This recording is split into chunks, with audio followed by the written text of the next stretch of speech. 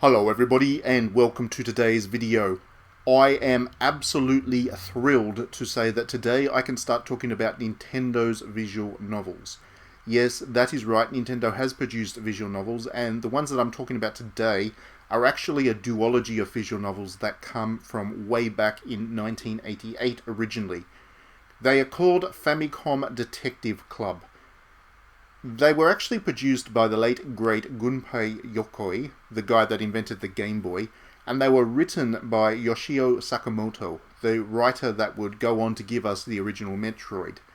Nintendo has turned to visual novel specialists, mages, to remaster these games for the Nintendo Switch, and for the first time they are being localized into English. These things are amazing. Nintendo should make more visual novels. I know it's a very niche genre, and Nintendo doesn't often dabble in the super niche stuff, but when they're of this quality, you can't help but wish that Nintendo did a little bit more with them, because they really are that good. As visual novels go, they're pretty interactive, and I would suggest that they work really well as a gateway drug to the genre, in the same way that the likes of Phoenix Wright and Danganronpa do. They ease people into the genre when they're perhaps not so familiar with them, so before people jump into those kinetic visual novels that don't have any decisions and really are just like reading a book, these games give you that kind of first taste for what the genre can offer, and the focus on narrative that is of course the hallmark of the visual novel. Now, I can't talk about these two in too much depth because this is still a preview stage, so I'm very limited in what I can actually talk about and show on the footage, but across the production values and the narrative strength, I can say that these games are going to be sleepy hits. At least I think they are going to be, for people that take a chance with them, because once again, they are absolutely amazing. I'm absolutely enthralled in what I am playing at the moment. So the basic principle across both of the visual novels in the duology is that you move from location to location, choosing basic actions to investigate crimes. These actions include look, talk, and take, and they are enough to allow you to scour environments for clues, investigate witnesses and informants via keywords, and slowly come to the truth about a series of mysteries that are presented to you. They are very much traditional detective fiction, both in terms of the mysteries that they present and the way that the protagonist goes about investigating them. On top of that, there are a couple of layers to the mysteries. So, for example, in the first of the duology, titled The Missing Heir, you're investigating a mysterious death within a wealthy family, while at the same time grappling with your character's own amnesia. Now, Japan absolutely loves the classical crime thriller. Like, they love it a lot. I'm not sure if you're aware, as you're watching this, but one of the most popular and enduring anime in Japan is a series called Detective Conan, with Conan being a character in the game and a direct reference to Arthur Conan Doyle, as in the author of Sherlock Holmes. In addition to the anime itself, there have been no fewer than 24 films of the Detective Conan series, and they remain very much in demand.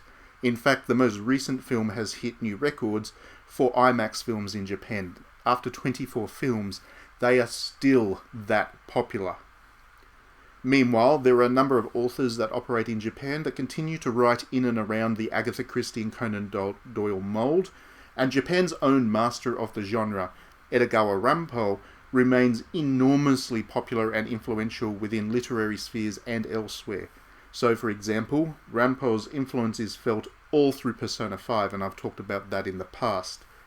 So where the Western crime fiction genre has really moved on to the likes of CSI and all those other kind of TV shows, or more action noir fare, think of the likes of Taken and whatever, there is a strong demand for traditional crime fiction in Japan still to this day, and Famicom Detective Club is very much in the tradition of that.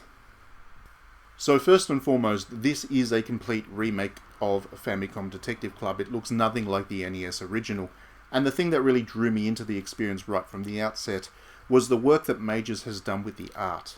As I mentioned earlier, Mages is a specialist in the genre. If you have played visual novels before, then you've almost certainly played a Mages title.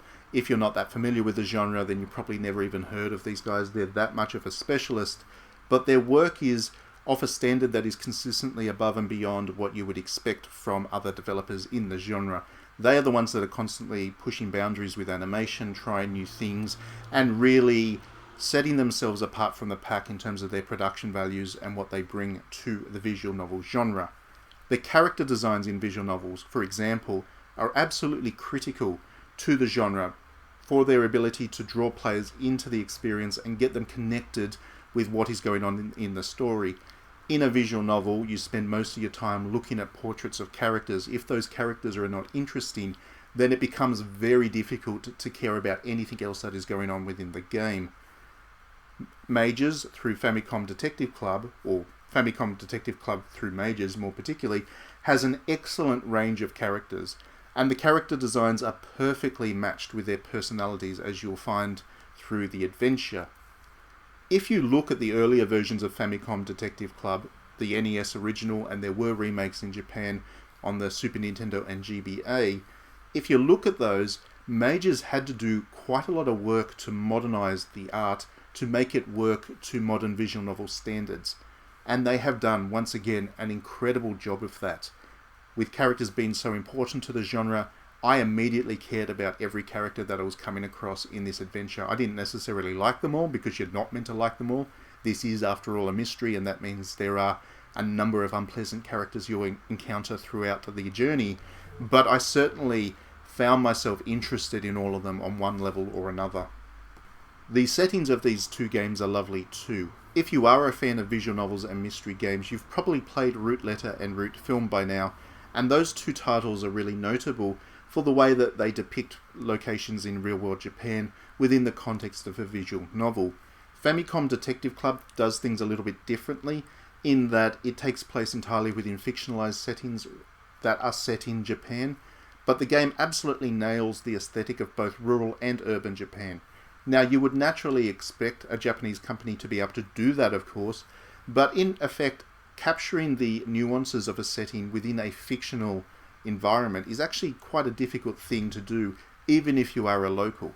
There are so many games out there that claim to be from Japan or set in Japanese locations, but don't really give you that sense of homesickness, I guess. As somebody who has spent a lot of time in Japan, playing through Famicom Detective Club feels very authentic, both to when I'm exploring the countryside and spending time in the cities. They're really focused on making sure that this is a truly authentic experience, and they have delivered on that, even if the settings aren't real. You can't go and visit them on your next holiday to Japan, if we ever get to do another holiday to Japan, because who knows when this COVID thing is ever going to be dealt with at this point. Of course, when it comes to traditional detective fiction, it doesn't really matter how good it looks, when the big question is whether the story can keep the twists and turns coming, and the easier it is to predict the outcomes, or specifically who done it, the more likely it is that the story is going to come across as a dull bore. You definitely want to be surprised with this genre as you play. So I have got some great news as somebody who has a long history with these kinds of stories and this particular genre of narrative. I am finding myself very engaged and surprised as I play along. Without giving away anything, because this is at preview stage, I am impressed with how the story handles its revelations and reveals, and it's all the more impressive given how old this game is. Remember, it was originally an NES title. Just how impressive must this game's story have come across back in those days on the NES to people playing on that console, when its peers were the likes of Final Fantasy I, Super Mario Bros. And Wizardry.